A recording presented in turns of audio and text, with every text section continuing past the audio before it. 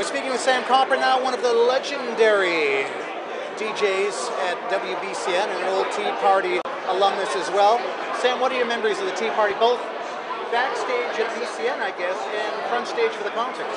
Well, I've got a Tea Party story, I've got a BCN story. Of course, BCN went on March 15th, 68, out of the Tea Party with a little two-turntable control board and microphone, just in the green room. It was in the artist's room.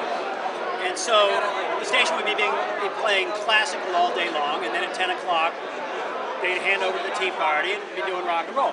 Well, it went over so well that the aforementioned Ray Reapin was able to talk the owners of BCN into letting it go full-time. And it went full-time in May of 68, which is right when I got there. I just graduated from Syracuse.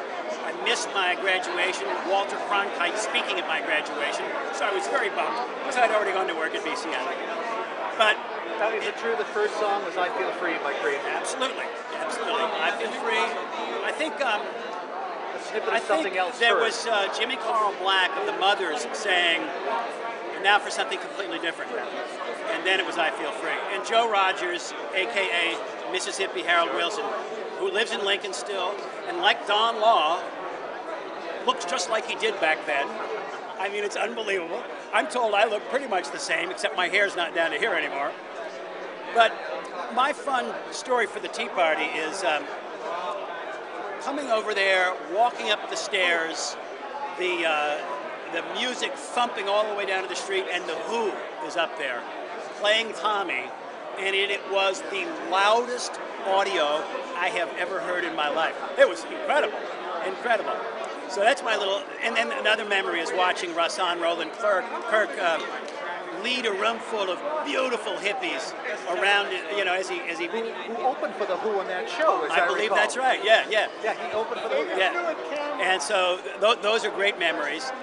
The memory on BCN at that time is fun. I mean, whatever sort of DJ I was or still am, whatever, I obviously had an eye for talent.